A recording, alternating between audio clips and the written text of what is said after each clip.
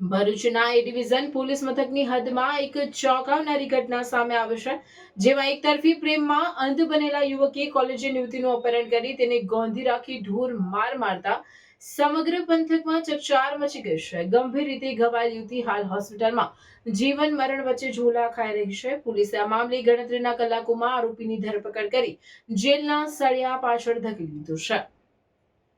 મળતી વિગતો અનુસાર આરોપી જયેન્દ્ર પરમાર નામનો યુવક છેલ્લા કેટલાક સમયથી એક કોલેજિયન યુવતીનો પીછો કરી રહ્યો હતો. દરમિયાન આરોપીએ યુવતીને બ્લેકમેલ કરી લલચાવી ફુસલાવી પોતાની સાથે ગાડીમાં બેસાડી હતી.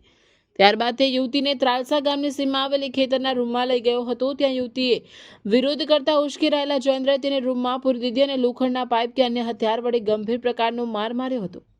આરોપીએ યુવતીની હત્યા કરવાના ઈરાદે તેના માથાના ભાગે જીવલેણ પ્રહાર કર્યા હતા. હુમલાના પગલે યુવતી લોહી લુહાણ હાલતમાં મળી આવી હતી. તેને તાત્કાલિક સારવાર અર્થે નજીકની હોસ્પિટલમાં ખસેડવામાં આવી હતી. તબીબી અહેવાલ મુજબ હુમલાને કારણે યુવતીને માથામાં ફ્રેક્ચર અને બ્રેઇન હેમરેજ જેવી ગંભીર સ્થિતિ ઊભી થઈ છે. હાલ તેની હાલત અત્યંત નાજુક હોવાનું જાણવા મળી રહ્યું છે. આ ઘટનાની જાણ થતાં જ એ ડિવિઝન પોલીસ કાફલો હરકતમાં આવ્યો હતો. પીઆઈ RM વસાવાના માર્ગદર્શન હેઠળ પોલીસે આરોપી જયેન્દ્ર પરમાર વિરુદ્ધ હત્યાનો પ્રયાસ, અપહરણ, છેડતી, ગેરકાયદેસર અટકાયત જેવી ગંભીર કલમો હેઠળ ગુનો નોંધી તેની ધરપકડ કરી છે.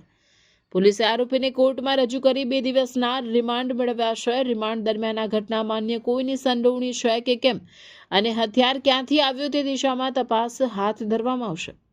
આ કિસ્સાને પગલે પોલીસ વિભાગ દ્વારા જણાવાયું છે કે કોઈ પણ કોલેજિયન યુવતી કે મહિલાને જો કોઈ અજાણ્યો કે ઓળખીતો શખ્સ હેરાન કરતો હોય, પીછો કરતો હોય કે બળજબરીથી ગાડીમાં બેસાડવાનો પ્રયાસ કરતો હોય તો ડર્યા વગર તાત્કાલિક નજીકના પોલીસ સ્ટેશનનો સંપર્ક કરવો જોઈએ. નમસ્કાર.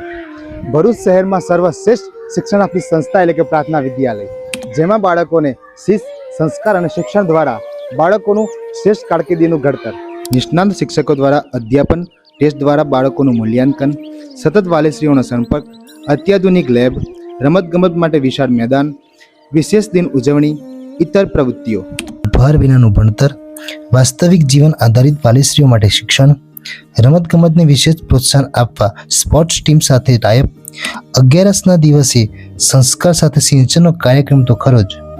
અને હા, આ વર્ષે પ્રાર્થના વિદ્યાલય વાલીશ્રીઓ માટે વિશેષતા બહાર પાડે છે.